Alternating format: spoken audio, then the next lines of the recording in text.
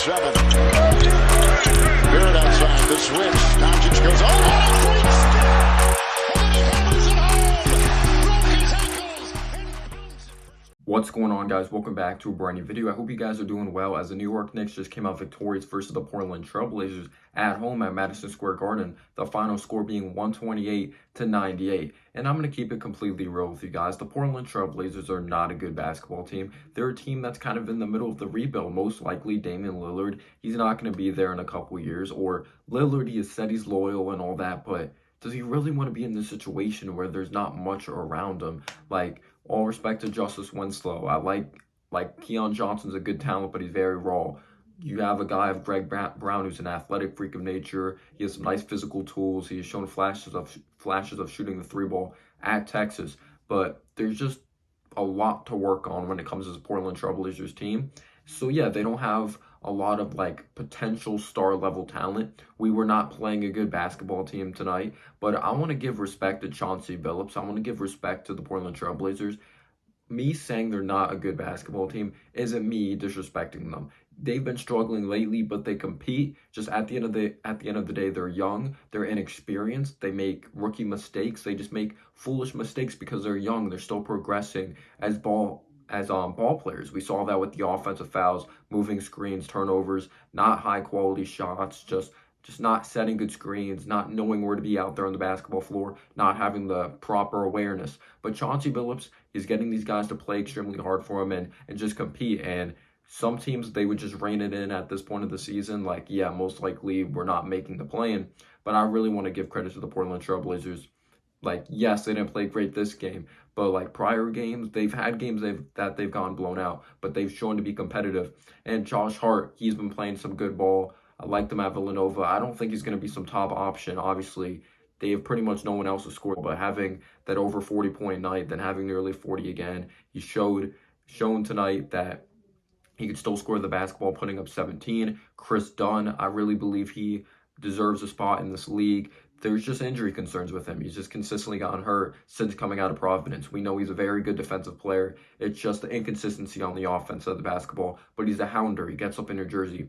So yeah, the Portland Trail Blazers, they were not great. The Knicks were pretty much in control of this entire basketball game.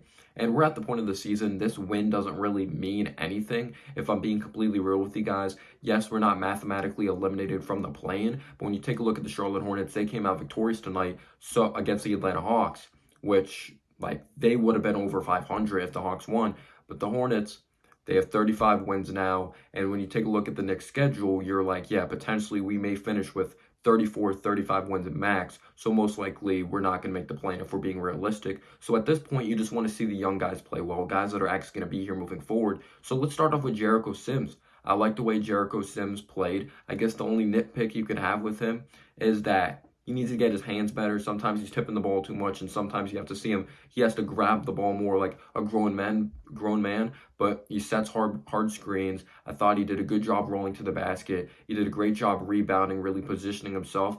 I know he wasn't playing up against some crazy big or anything like that. There was Greg Brown out there on the floor. There was Drew Eubanks, who's actually been coached well by Greg Popovich, but I really liked the way Jericho Sims played. I thought we did a good job finding him rolling to the basket. We saw Miles McBride out there on the floor. I thought he played fantastic defense. That's what Miles McBride does. He plays up in your jersey, great on-ball defense, doesn't give up on a play. I compared him to Marcus Smart a little bit coming out of West Virginia. I don't think his offensive game is there yet.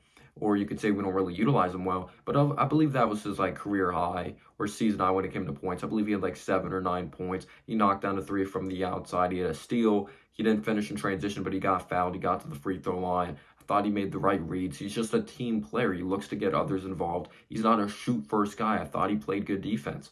When you take a look at Emmanuel quickly, he scored the ball extremely well. He finished with 18 points. He hit a lot of 3 balls. He worked down the lane, drew fouls. I really got to give credit to Quickly in that department. He plays hard, but he didn't play smart when it came to distributing the basketball, reading the floor. There were several times RJ Barrett, he finished with 21 points in that first half. In that third quarter, in the fourth quarter, you really see RJ wide open in the corner, or just really standing near Quickly, looking for the dribble handoff, and it looks like Quickly ignores him, or maybe the play's not even for RJ. We don't even know what the plays are sometimes.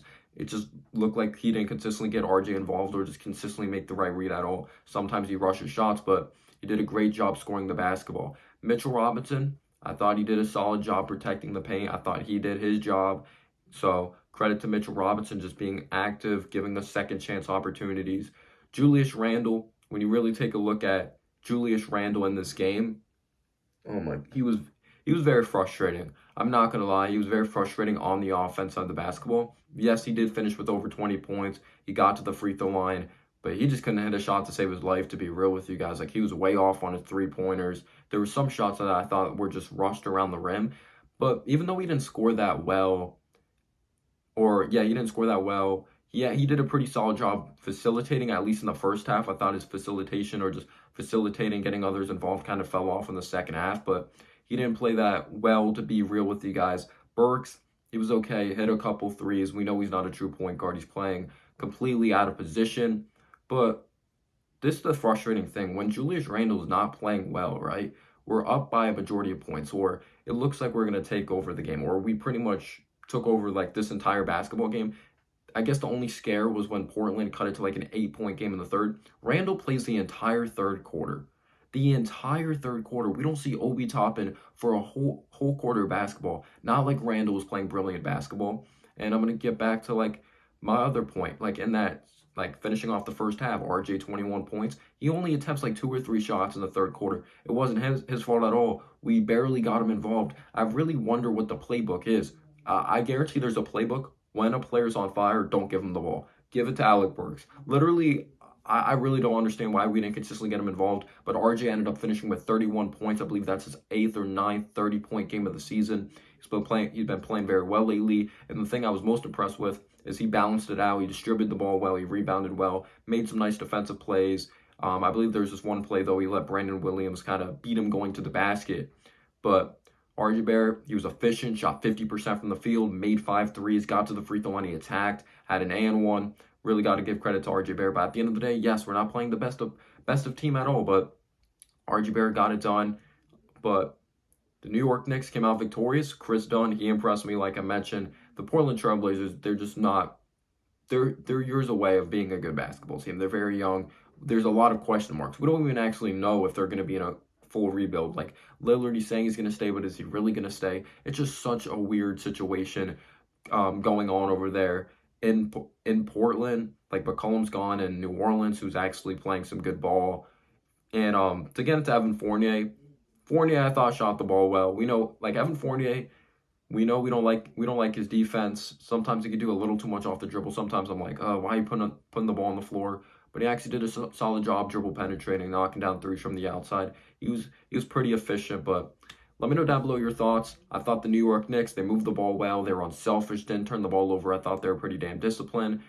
And the Portland Trail Blazers were the complete opposite because they're young, still making those types of young player mistakes. Wow, we better be prepared versus a young team. Like, Tom Thibodeau is supposed to be this coach that holds these guys accountable and just make sure that they play a fundamental brand of basketball. But yeah, there was a little bit of that scare in the third quarter when the Portland Trail Blazers cut it to 8, but the New York Knicks literally took over this entire game. They got it done. Let me know down below your thoughts. I really appreciate your support, and peace out, y'all.